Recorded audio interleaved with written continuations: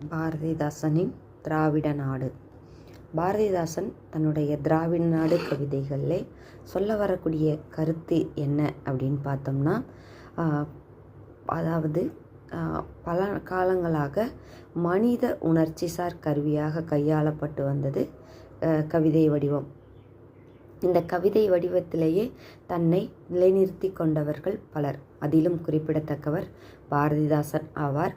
தன்னுடைய நடையிலேயே இவர் வெளிக்கொணரும் அந்த சொல்லாடல் மிகவும் குறிப்பிடத்தக்கது. ஒரு கவிதையினை அழகுற வடிவமைப்பதற்கும் உணர்ச்சியை தூண்டுவதற்கும் ஏதுவாக அமைந்தது அந்த கவிஞன் தேர்ந்தெடுத்த சொல் முறைகளே ஆகும். அத்தகைய சொற்களையும் கருத்தையும் முதன்மையாக கொண்டு பாரதிதாசன் தன்னுடைய கவிதைகளில் விடுதலை வேட்கையையும் தமிழன் என்ற உணர்வையும் நிலை காட்டியுள்ளதை திராவிட நாடு என்னும் கவிதை வெளிப்படுத்துகிறது.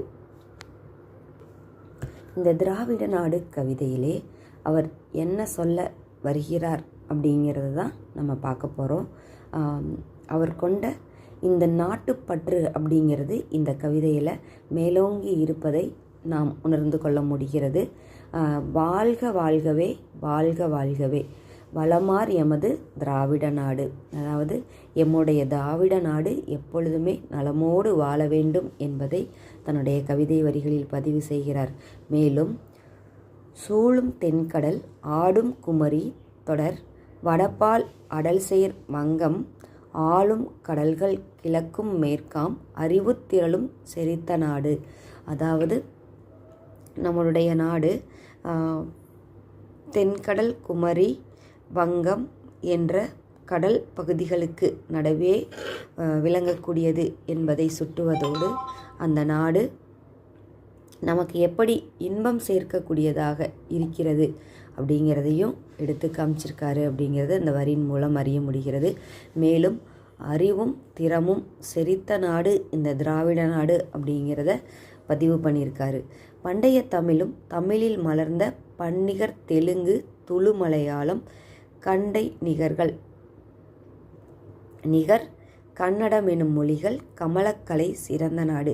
இப்படி தமிழ் மொழியோடு மலையாளமும் தெலுங்கும் கன்னடமும் கலந்த கலைகள் செறிந்த நாடு நமது திராவிட நாடு என்பதை மேலும் பதிவு செய்கிறார். அகிலும் தேக்கும் அழியா குன்றும் அழகாய் முத்து குவியும் கடல்கள் முகில் செந்நெல் முழங்கு நன்சை முல்லைக்காடு மணக்கும் நாடு நம்மளுடைய தமிழ்நாடு திராவிட நாடு என்பதை அங்கு விளையக்கூடிய விளைபொருட்களை வைத்து மிக அழகாக நமக்கு எடுத்து காட்டியுள்ளமை இந்த இடத்தில் புலப்படுகிறது. ஆற்றில் புனலின் ஊற்றில் கனியின் சாற்றில் தென்றல் காற்றில் நல்ல ஆற்றல் மறவர் செயலில் பெண்கள் அழகிய கற்பில் உயர்ந்த நாடு நம் திராவிட நாடு. அதாவது இந்த திராவிட நாட்டிற்குள் என்னென்ன நற்செயல்பாடுகள் விளங்குகின்றனவோ ஒரு இயற்கை அமைப்பையும் அங்கு விளங்கக்கூடிய அந்த ஆற்றல் சார் செயல்பாடுகளையும் மேலும் அங்கு கிடைக்கக்கூடிய நல்ல நல்ல பொருட்களின் தன்மையினையும் எடுத்துக்காட்டி மேலும் ஆட்சி செய்யக்கூடிய அரசியலாகட்டும் அங்கு வாழக்கூடிய மக்களாகட்டும் தம்முடைய நிலையிலேயே எப்படி இருக்கிறார்கள் அப்படிங்கிறத மிக அழகாக இந்த திராவிட நாடு பகுதியிலேயே கடல் தொடங்கி அங்கு கிடைக்கக்கூடிய பொருட்கள் தொடங்கி மிக சிறப்பாக எடுத்து காட்டியுள்ளார் பாரதிதாசன். இப்படி இவர் விளக்கி காட்டுவது இவருடைய நாட்டுப்பற்றோடு தமிழ் பற்றையும் எடுத்து காட்டுவதோடு மக்கள் மீது இவர் கொண்ட அன்பையும் எடுத்து காட்டுகிறது. அதற்கு உதாரணமாகத்தான் எந்தெந்த பகுதிகளில் என்னென்ன சிறப்புகள் இருக்கின்றன, அந்த சிறப்புகளுக்கு உரியவர்கள் யார் யார் என்பதை தம்முடைய கவிதையிலேயே மிக அழகாக எடுத்து காட்டியுள்ளார் பாரதிதாசன்.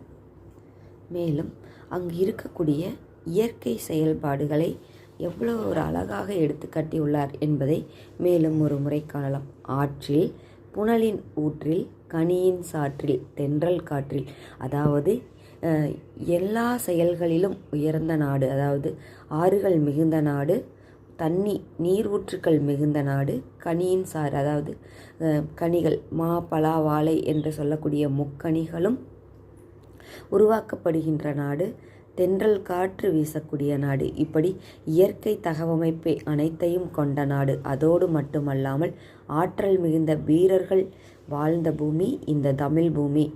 அதாவது அது மட்டுமல்லாமல் அழகிய பெண்கள் கற்பில் உயர்ந்த நாடும் இந்த திராவிட நாடு என்பதை மிக அழகுற தன்னுடைய கவிதை வரிகளில் எடுத்து காட்டியுள்ளமை சிறப்பிற்குரியது. நன்றி.